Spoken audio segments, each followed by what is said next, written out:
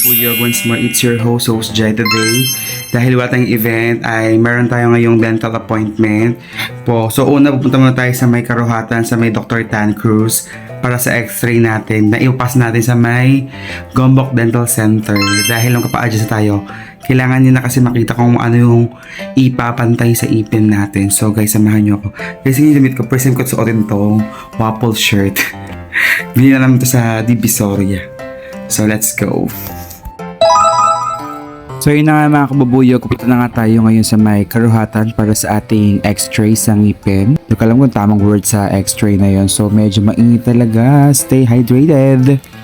After nga natin mag-pedicab, nakasakay na tayo sa jeep. Grabe, sobrang init talaga. Inaantok ako. Binibilang ko ngayon yung bangs ko dyan kung ilan. Char. At sa wakas, nakarating na nga tayo sa may Karuhatan dito sa may Tan Cruz Dental Center para magpa-x-ray ng ngipin. At nasa loob na nga tayo ng dental center dito sa may Karuhatan. Waiting nga tayo sa turn natin para sa ating x-ray para sa ngipin. At tinawag na nga tayo para sa ating x-ray. Grabe, napaka-aesthetic ng lugar na to. At yung itong Tan Cruz Dental Center din pala mga kabubuyog ay recommended din ng Gombok Dental Center. Ito kayo pupunta pag magpa-x-ray kayo. Grabe nga to pala siya, nakakangiti. Parang ang high-tech talaga. First time ko kasing gawin to sa ng aking buhay. Char! Drama. Grabe ngiti ko dyan kasi ang kita nag-a-assist. Huy! Parang ganun. Joke lang po. Bali sa ikot po kasi paiwasan na lang pa. Ano po? Okay, open na lang kasi. Open your eyes na. Ayun. Bali ikot po kasi to sir. Gaganan po. Bata man po. Ayun pa ano? Hindi na. Okay, go. Kahit nakaganto na lang kayo. Okay. According to staff instructions, hold your breath and press your tongue against the roof of your mouth for just a moment.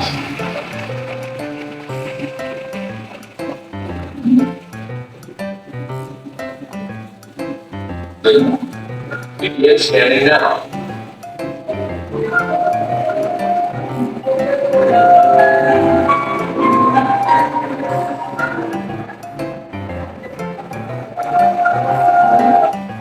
The scan is complete.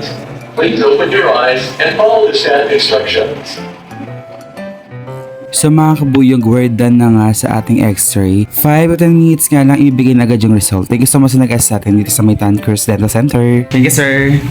At nakuha na natin yung result ng ating x-ray. Pupunta na nga tayo agad-agad sa may Gombok Dental Center. Grabe mga kabubuyog, papasok nga sa may Gombok Dental Center. Nagulat ako sa dami ng customer ngayon nila. Ang dami nagpapa-ayos, nagpapa-adjust. Ito yung x-ray kaya natin sa may Tan Cruz Dental Center. So ayan yung pangalan. Sanelero. Grabe, hindi pa pantay talaga yung ipin natin. So ganyan pala siya. So ayan nga guys, ano kayang magandang rubber na ipapalit natin ngayon sa ipapag-adjust? Galing pink. White Cross Chili Soap. White Cross Ano ba ito, brown ba? Maroon. 20,000 pesos po Taga natin. sa ating winning team. Maroon. Dark blue.